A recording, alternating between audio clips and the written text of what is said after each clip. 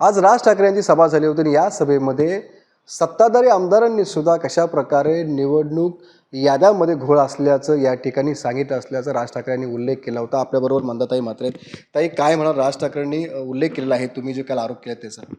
असं आहे की महाराष्ट्रामध्ये आता निवडणुका आल्यानंतर सगळ्या लोकांमध्ये जनजागृती जी चालली ती याद्यांची, मग त्याच्यामध्ये दुबार नावं, बोगस नावं, पण गेली 15-20 वर्ष झाली या याद्यांसाठी, म्हणजे याद्यांमध्ये घोळ आहे किंवा याद्यांमध्ये डुप्लिकेट नावं आहेत, यासाठी आम्ही सातत्याने प्रयत्न करतो. आपल्याला माहिती असेल, माननीय मुख्यमंत्र्यांनी परवाच्या दिवशी भाष्य केलेलं आहे की या याद्या आजच्या नाही, ते 15-20 वर्षापूर्वीच्या आहेत.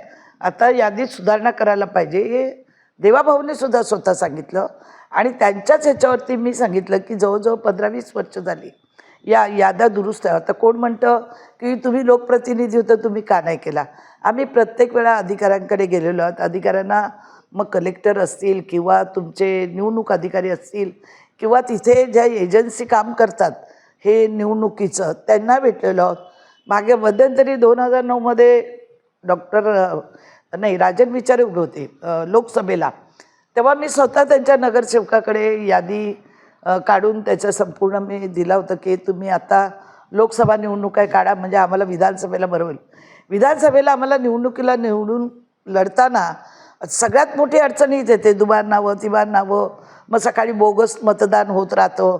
सकाळी तुम्ही किती पहारा देऊन दिला तरी सकाळी मतदान हे बोगसच केलं जातं. आता सगळे लोक बोलतात की हे आताचं केलेलं आहे, आताचं केलेलं नाही. भारतीय जनता पार्टी सत्तेत आल्यानंतर तुम्ही आता बोंबाबोंब करता की हे भारतीय जनता पार्टीच्या काळात, हे आजचं नाही आहे, हे काँग्रेस राष्ट्रवादीच्या काळातलं आहे. मी जवळजवळ 2004 ते 2009 स्वतः फेस करते. स्वतः 14ला मी जाऊन एवढे गट्टे घेऊन गेलेले निवडणूक अधिकाऱ्याकडे, कलेक्टरकडे, की ही नावं तुम्ही दुबार नावं, तिबार नावं काढा. BLO असतं, हे ऐकत नाहीत. आपण सरळ सांगतात तुम्ही त्या जागेवर जा, फॉर्म भरून घ्या, मग आम्ही कमी करू. तेही करून दिलं तरी पुढचं गोलच शून्यच येतं. म्हणून माझं म्हणणं आहे की आत्ता कॉम्प्युटराइज दुनिया आहे, तुम्ही करू शकता, अजूनही काही वेळ गेलेली नाही. बोगस नावं काढली तर आमच्यासारखं जे प्रामाणिक काम करतं, जे प्रामाणिक मतदान करतं, त्यांच्यावर अन्याय होतो. आम्हाला निवडणुकीला भीती वाटते की आता बोगस मतदान झालं तर आमच्या उमेदवाराचं काय होईल. आणि आता कॉर्पोरेशनच्या निवडणुका आहेत. निवडणूक या झाल्याच पाहिजे, या वेळेत झाल्या पाहिजे, पण त्यासाठी ही यंत्रणा जी काय आहे ती ताबडतोब आपण व्यवस्थितरित्या राबवली तर निश्चित स्वरूपामध्ये माणसं मरून 10-10 वर्ष झाली तरी त्यांची नावं काढली जात नाही. मग आता आपण सांगा, कोणाला बोलायचं? आपण निवडणूक अधिकाऱ्याला बोलायचं का, यंत्रणेला बोलायचं का, लोकप्रतिनिधीला बोलायचं? लोकप्रतिनिधीला आज मी एका चॅनलवर ऐकलं की लोकप्रतिनिधी मग काय काम करतात, त्यांचं काम नाही का बोगस नाव काढायचं? पण अरे किती जाणार?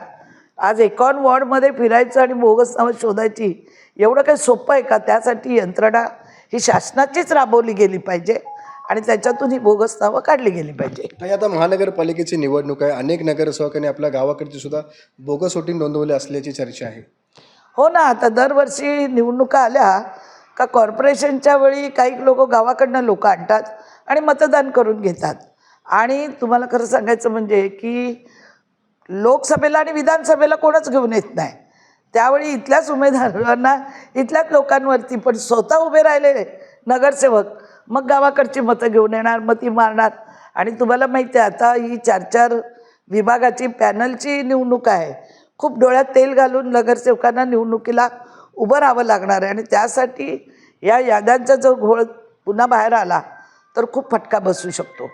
या निवडणुकीचे काही BLO असेल, अधिकारी आहेत, पैसे घेऊन सुद्धा वोटिंग हे नाव नोंदणी करतायत. हो ना, काही ठिकाणी आता बघा, आम्ही जर 4 नावं पाठवली तर आम्हाला तुमची 4 नावं घेता येणार नाही. मग त्याचा हा पेपर नाही, तो पेपर नाही. म्हणजे लोकप्रतिनिधींना अधिकारी असं दाखवणार, ते खाली जे नाव नोंदणीला बसतात ते, की आम्ही किती प्रामाणिक काम करतोय.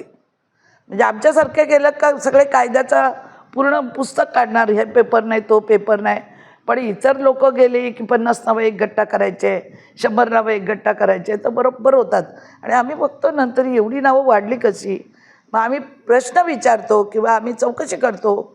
त्याच्यानंतर निवडणूक लागलेली असते, मग जो तो आपल्या आपल्या कार्यक्रमात बिझी झाल्यावर हे बघायला कोणालाच वेळ नसतो. आर्थिक ह्याच्यामध्ये देवाणघेवाण, आर्थिक म्हणजे कसं काय, प्रत्येकाला वाटतं माझी 500 नावं झाली पाहिजे, कॉर्पोरेशनला माझी 50 नावं आली पाहिजेत, मग गावाकडनं इकडनं तिकडनं आणि लोकांची नावं टाकतात. हे काय सत्य आहे सगळ्यांना माहिती आहे, हे सगळ्या नेत्यांनाही माहिती आहे, कोणालाही गोष्टी माहिती नाहीत. मी बोलल्याने काय सत्य असत्य होणार नाही आहे. पण माझं एवढंच म्हणणं आहे की हा जो कार्यक्रम आहे, बोगस यादी किंवा दुबार नावं ही आजची नाहीत. तुम्ही आज भारतीय जनता पार्टीला दोष देऊ शकत नाही. हे 20 ते 25 वर्षापूर्वीची ही कथा आहे. आज तुम्ही 10-20 वर्ष झाली तरी तुमच्याकडे मेलेल्या माणसांची नावं जशीच्या तशीच तुम्हाला भेटणार आहेत. त्यात काय मी चुकीचं बोलते असं नाही, मी कोणावर आरोप प्रत्यारोप करते असंही नाही.